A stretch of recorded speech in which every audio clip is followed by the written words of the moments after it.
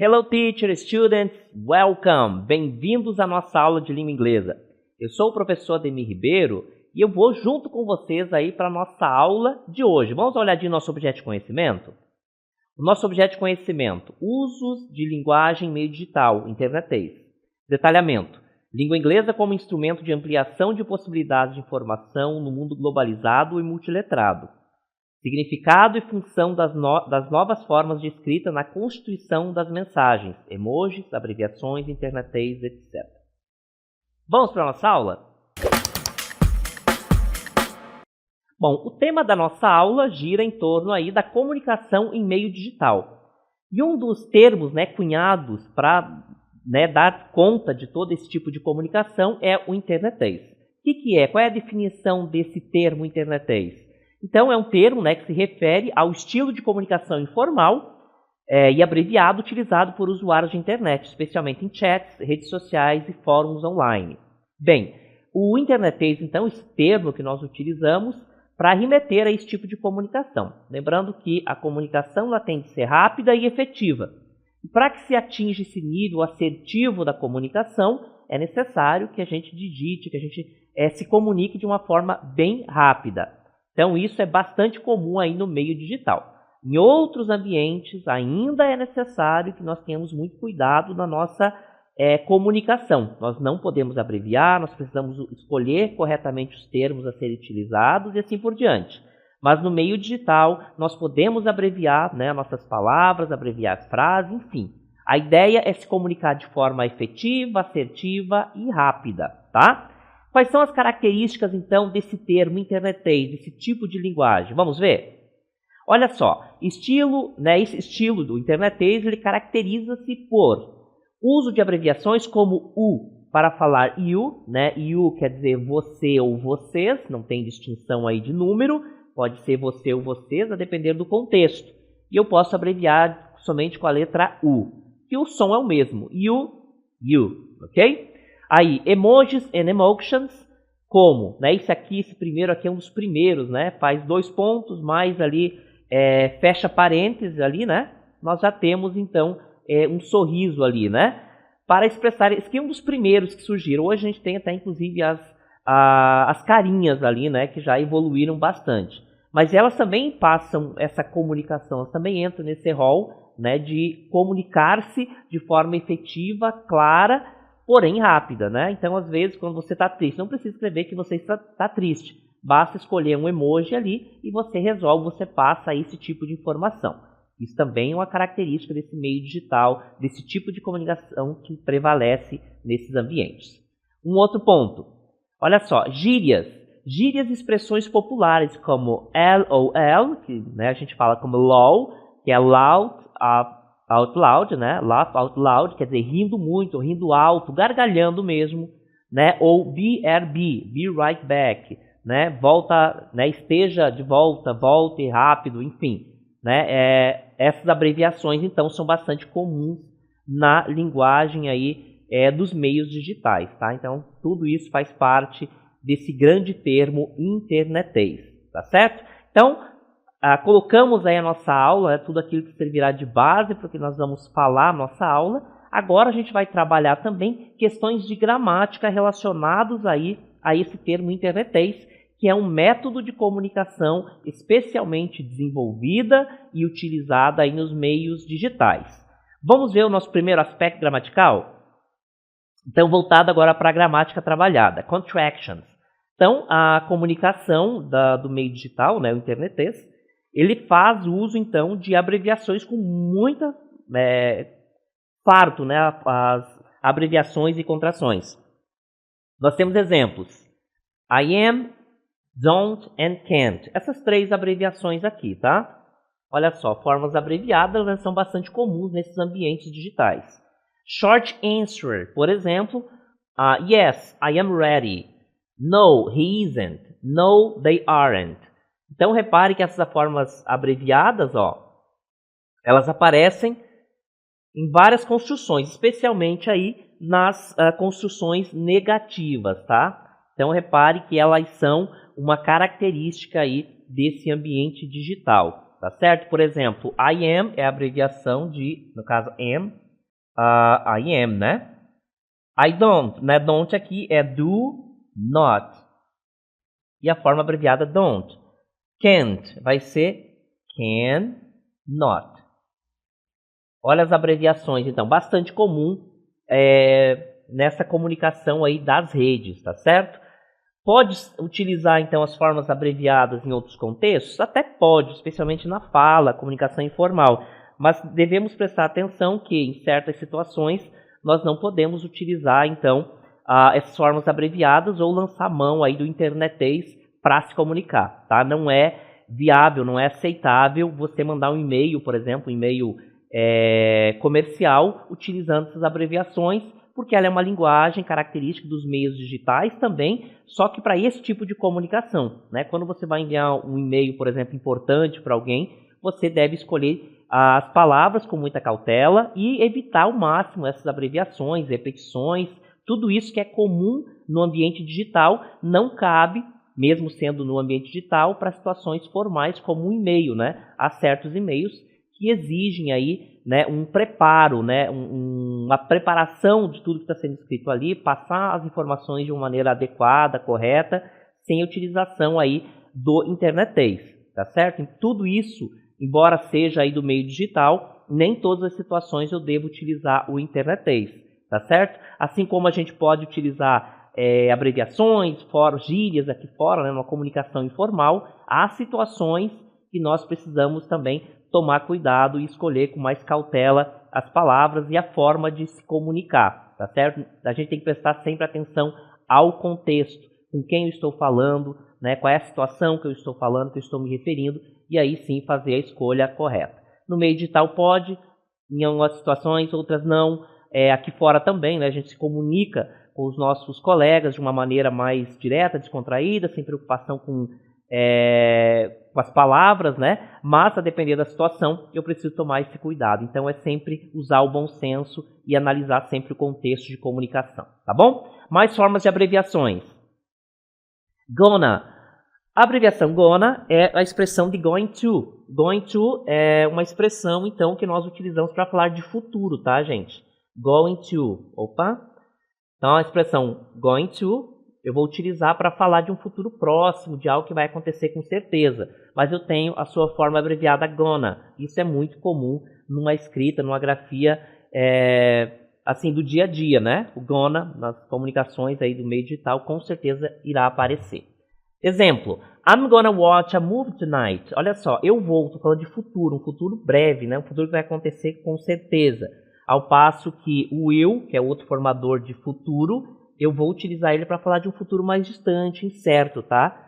I'm gonna watch a movie tonight. Eu vou assistir a um filme hoje à noite, olha só. Vou, né? Estou planejando algo do futuro e eu abreviei o gonna, que é a abreviação de going to. Wanna. Wanna também é uma forma abreviada, né, de want to, que significa querer. Né? Essa expressão sempre vai acompanhar o to, assim como o going to. Exemplo. Do you wanna hang out later? Você quer sair à tarde, né? Mais tarde? Então, hangout quer dizer sair, né? Com os amigos, por exemplo. Do you wanna hang out later? Você quer sair mais tarde? Tá? Então, estou utilizando o wanna para abreviar want to, tá? Lembrando que a abreviação, a gente tem que sempre tomar cuidado aí com o contexto de uso, tá? Nem toda situação eu posso utilizar a abreviação, tá? Kinda. Kinda quer dizer kind of, abreviação de kind of, meio que. Exemplo, I'm kind tired today. Eu estou meio cansado hoje. Olha só a forma abreviada de kind of, ok? Formas abreviadas, reiterando, elas são mais comuns na fala, em situações informais, mas nem todas as situações eu posso utilizar, tá certo? Então, nós já falamos das formas abreviadas, né? Pegamos aí, de certa forma, aí, alguns pontos, né, que são importantes, só para a gente, de fato, né, colocar isso como um ponto relevante dentro desse tipo de comunicação, né, que é o internetês. As formas abreviadas, tanto de presente, tanto de forma negativa, né, algumas expressões também que são abreviadas, como going to, que eu vou falar, gonna, e assim por diante. Então, esses são os aspectos principais desse tipo de comunicação, tá certo? Comunicação do internetês. Bem, agora eu vou falar para vocês algumas expressões que nós utilizamos em situações bem específicas, tá? Que também são bastante comuns nesse contexto de comunicação mais moderno, especialmente advindo do uso das tecnologias, tá? Daquela forma de comunicação utilizando os meios digitais. Uma dessas expressões que nós falamos bastante é slay. A palavrinha slay, né? Essa expressão significa o quê? É usada para elogiar alguém que faz algo muito bem ou que está com uma aparência incrível. Olha o exemplo que eu vou utilizar essa expressão. Exemplo: she slayed that outfit. Ela arrasou nesse look. Então a expressão slay eu utilizo para elogiar. É uma forma, gente, como se fosse uma gíria americana, inglesa, né? Não necessariamente americana, do inglês americano, mas enfim, existe na língua inglesa. Eu utilizo essa expressão para elogiar alguém, tá? É tipicamente uma gíria. E a depender do contexto, ela causa um pouquinho de dificuldade de compreensão, né? Esse é o problema das gírias que existem nas línguas, né? Às vezes ela não permite uma comunicação ali ou um entendimento rápido, né? Naquele momento ali de comunicação. Então, a palavrinha slay significa elogiar alguém, tá? Nesse caso aqui, ela arrasou muito, né, nesse look. Então, é um elogio a palavrinha slay que eu utilizo.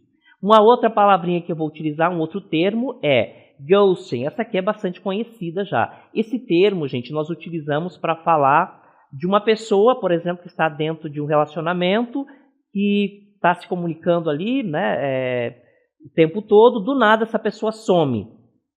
Esse processo de você estar falando e de repente interromper abruptamente essa comunicação é chamado de ghosting. Olha o exemplo. Então a pessoa simplesmente para de se comunicar, de mandar mensagens, por exemplo, do nada. Ela some. Esse fato dela sumir, nós temos esse termo ghosting, que inclusive nós já trazemos aí para a língua portuguesa. É uma palavra bastante conhecida por aqui. Olha só, he stopped texting me. Ele parou de me enviar mensagem, de me escrever mensagem. Total ghosting. É um ghosting total, quer dizer, sumiu total. Ele parou de me responder, de me mandar mensagem, sumiu total. Então, ghosting quer dizer quando alguém some do nada, sem se dar nenhuma informação. Simplesmente some. Então, nós utilizamos esse termo ghosting, também dentro desse contexto. É sempre bom lembrar o contexto. Ghosting, ele é utilizado para se referir a uma pessoa, alguém que parou de se comunicar do nada com alguém, simplesmente sumiu. Esse fato, né, nós chamamos de ghosting em língua inglesa, tá? Essa palavra pode ter uma outra tradução e a depender do contexto onde ela está sendo empregada, ela pode ter um outro significado. Então é sempre bom analisar o contexto, ok? Próximo termo. A palavrinha stem é um termo, né? Stem, olha só, para falar quando alguém é extremamente fã de alguém. Olha só, um fã extremamente dedicado. A palavra vem da junção de stalker, perseguidor, e fã, né? Em inglês, fan. Então, essa palavra, né, esse termo, é a junção de duas palavras, tá? Que é stalker. Stalker é aquela pessoa que persegue, que fica tirando fotos o tempo inteiro da pessoa, né? Não larga do pé, como a gente fala. E também a junção da palavra fan, que é fã. Então, juntou-se as duas palavrinhas, formou o termo stem. Stem, então, é um fã extremamente dedicado que, né, segue o seu ídolo ali, a pessoa com quem ela tem afinidade e gosta muito. Exemplo. Olha só, I stand this band. Eu sou super fã dessa banda. Então, a expressão stand é ser super fã de alguém ou de alguma coisa, nesse caso aqui, da banda, tá? Stand, que é a junção das palavrinhas stalker e fan, ok? Um outro termo também que nós utilizamos em língua inglesa, olha só, é clapback. Clapback. Clapback é uma palavra, né, uma resposta forte, inteligente ou sarcástica a uma crítica ou um ataque. Olha só o exemplo. She clapped back at the haters, né? Ela respondeu à altura dos haters. A palavrinha, né, a expressão haters, né, aqui, essa palavrinha haters quer dizer aquela pessoa que destila ódio, basicamente, destila ódio, especialmente nas redes sociais. Então a expressão clapback quer dizer dar uma resposta inteligente, sarcástica a uma crítica, a um ataque que essa pessoa utilizou. Então, nesse contexto, a a expressão clap back é utilizada, né, para dar uma resposta sarcástica, né, forte, inteligente a uma crítica, a um ataque que esse indivíduo, essa pessoa recebera, ok? Mais uma expressão também em língua inglesa que nós utilizamos, que nós conhecemos, é savage. Alguém ousado, direto, até meio rude, mas de forma divertida e impressionante. Quer dizer, uma pessoa que é direta, né? Às vezes é rude, mas tem uma certa graça nesse jeito de se comunicar desse indivíduo. Olha o exemplo. That comment was savage. Aquele comentário foi pesado, né? Esse comentário, né, ou aquele comentário foi pesado. Então a expressão savage eu vou utilizar para falar de alguém ousado, direto, meio rude, mas que não passa necessariamente essa informação, porque ele é uma pessoa diferenciada, passa essa informação de uma forma divertida, né? Que quebra um pouco essa ideia de ser direto ou ser rude, né? Então, essa expressão savage é utilizada dentro desse contexto, tá? Um outro termo agora é flex. A expressão flex significa o que exatamente? Mostrar algo com orgulho, especialmente algo caro ou impressionante, como um celular novo, um carro novo ou um corpo sarado. Olha o exemplo. He's always flexing his new car. Ele vive ostentando o carro novo. Então a palavrinha flex vem muito conectado com a ideia de ostentação, tá? He's always flexing his new car. Ele está sempre ostentando o seu carro novo. Então a palavrinha flex, que é muito também conectado em outros contextos com flexibilidade, com ser flexível. Nesse contexto aqui, ele também pode indicar algo relacionado aí à ostentação, tá? Muitos desses termos aqui que eu estou passando para vocês são termos que existem em outros contextos.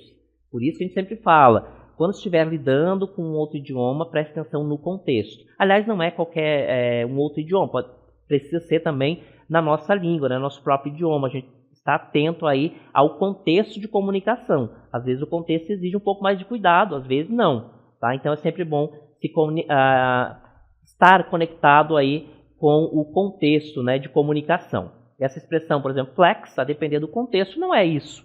Mas a depender do contexto, ele quer dizer algo que está relacionado aí à ostentação. Outro termo em língua inglesa, olha só, lit. Lit é algo muito divertido, animado ou top, que a gente utiliza já na nossa língua. Exemplo. That party was lit. Aquela festa foi demais, foi top. Então a palavrinha lit, ela pode ser utilizada como um sinônimo de top, ok? Lit, então algo, né, utilizado aí para falar de algo muito divertido, animado, tá? Como exemplo, that party was lit. Aquela festa foi demais, foi top.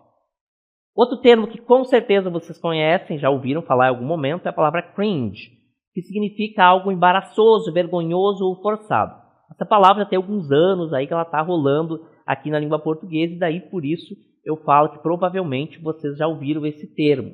Se não ouviram, a expressão cringe, na forma portuguesa a gente fala cringe, né, ela significa então algo embaraçoso, vergonhoso, tá? Especialmente no contexto assim onde alguém mais jovem está indicando para uma pessoa mais velha que aquela atitude dela é um pouco vergonhosa, está fora de moda, e aí usa o termo cringe aqui no Brasil, né, na nossa língua. Mas ela vem de cringe, que é da língua inglesa, tá? Olha o exemplo.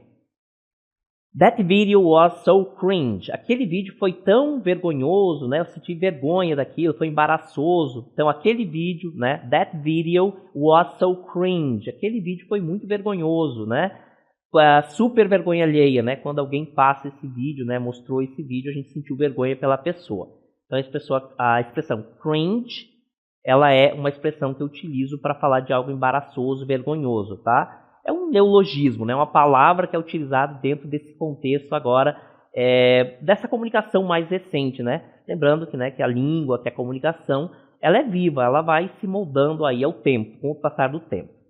Outra expressão, palavrinha FOMO, que é uma abreviação, né, de várias palavrinhas ali, né? Utilizo ali, né, a inicial dessas palavras para formar essa expressão. Fear of missing out. Fear of missing out. Então, dá a palavrinha FOMO. tá? É uma abreviação aí de todas as palavras, tá? Nós temos, então, medo de estar perdendo algo divertido e importante.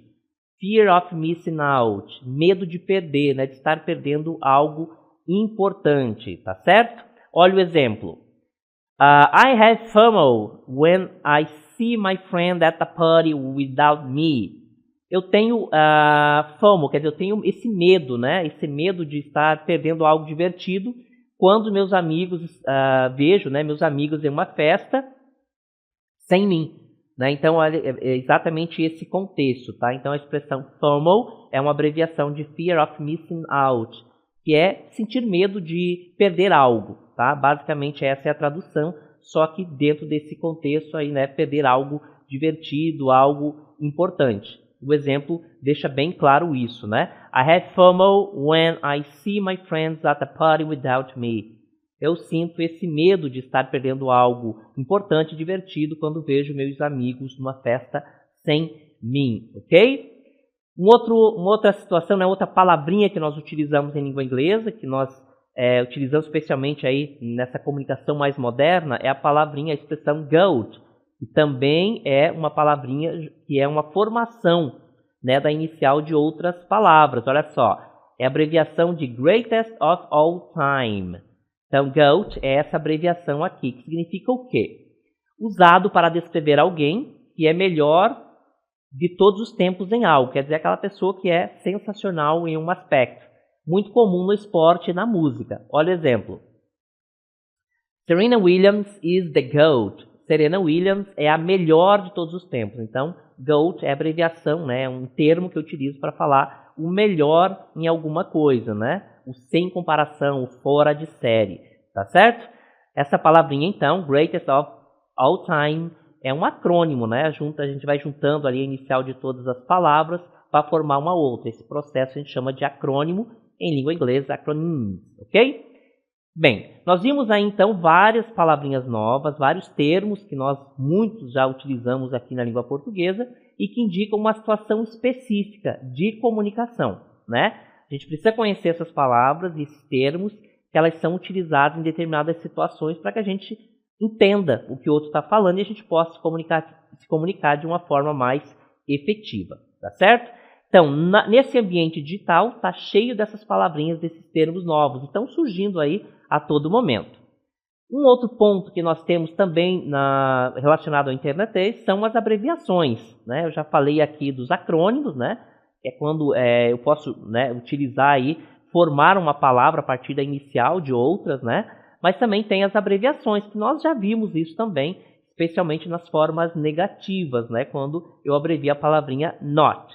Então, todas as palavras, tá, gente, abreviadas, elas são muito comuns nesse tipo de comunicação digital, tá? Aqui fora também, né, na comunicação informal, elas também são aceitas. O que a gente tem que tomar um pouquinho de cuidado é sempre ver o contexto de comunicação, ver se ali eu posso me comunicar de forma abreviada, né, de uma forma mais descontraída, sem uma preocupação aí com o uso de termos corretos, tá?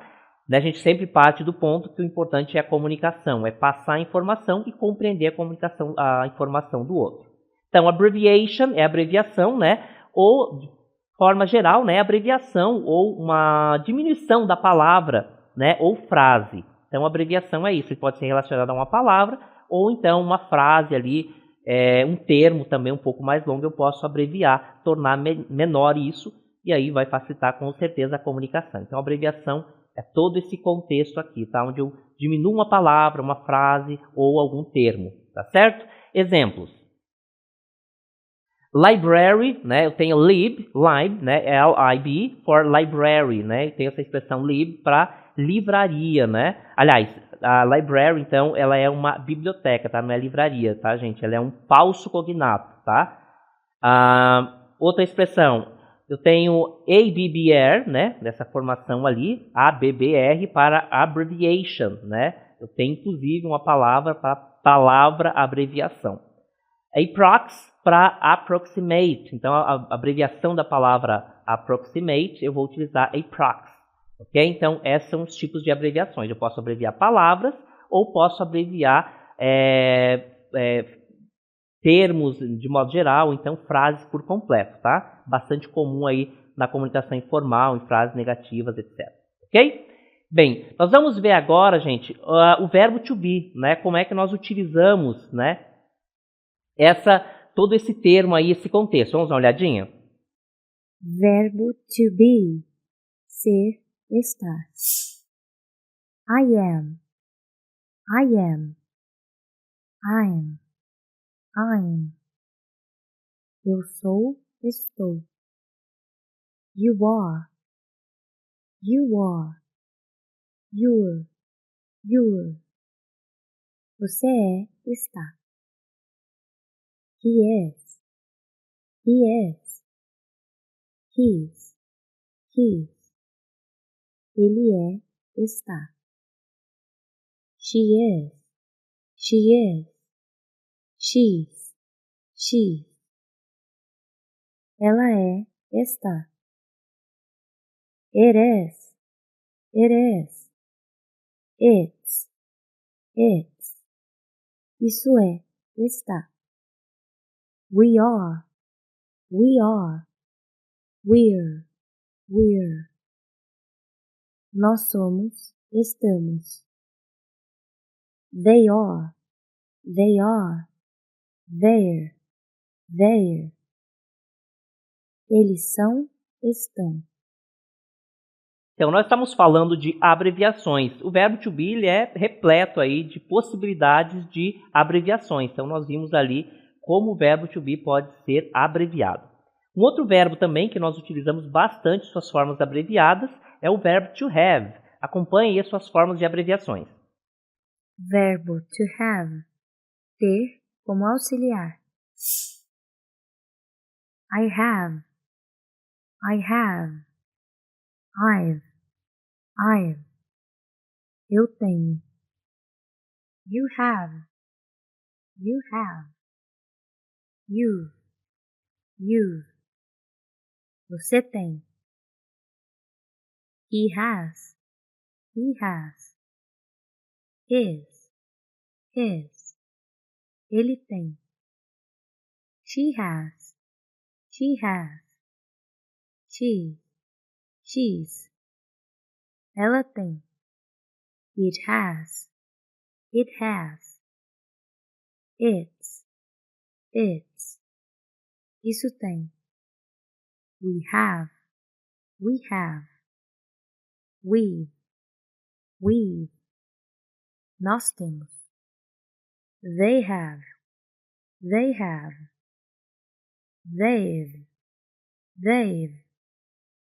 Eles têm. Então, o verbo to have também tem suas formas abreviadas. Nós utilizamos bastante essas abreviações. É um verbo também que tem muitas formas abreviadas, tá? Bem, eu vou mostrar para vocês agora as formas abreviadas na forma negativa. Olha só. Então, negative, no caso aqui, negativas com not. Tá? Então, not é o termo, é o advérbio de negação, partícula de negação, que vai formar as frases negativas em língua inglesa. Tá?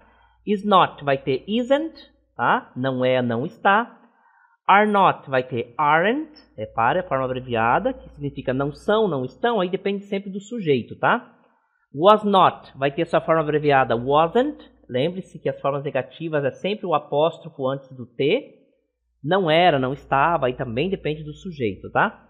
Were not vai ser weren't, também a forma abreviada, né? E significado não eram, não estavam. Aliás, we are, né? Nós não éramos, nós não estávamos e assim por diante. Essa forma aqui, gente, é só um exemplo dos vários, tá? Depende aí do sujeito, tá? De quem nós estamos falando. Do not, a forma abreviada don't, não fazem. A forma doesn't, does not vai ter a forma abreviada doesn't, significa não faz, ele não faz, ela não faz, enfim. Aqui também é só um exemplo dentre outros, tá? Did not, didn't, não fez. Então, repare que todos eles têm o uso do apóstrofo antes do T. A forma negativa é caracterizada por isso. Forma abreviada, claro. Will not, won't. Também a forma abreviada, né, com o uso do apóstrofo antes do T. Would not, wouldn't. Utilizo, então, o apóstrofo antes do T. Forma abreviada aqui. tá? Repare que na forma negativa é muito comum o uso de abreviações. Have not, haven't. Haven't, né, o uso do apóstrofo aqui. Has not, hasn't, é o uso então do apóstrofo antes do T. Had not, hadn't, forma do apóstrofo antes do T. Cannot, can't, também a sua forma abreviada aqui, utilizando o apóstrofo antes do T. Tá certo? Bem, gente, então o termo da nossa aula foi, né, basicamente aí o termo internetês, tudo aquilo que ele significa, todas as situações onde ele é utilizado, né, nós vimos todas as formas de abreviações possíveis, expressões também que são bastante comuns aí nesse meio de comunicação digital. Espero que tenha ficado bem claro para vocês e a gente se vê na próxima aula.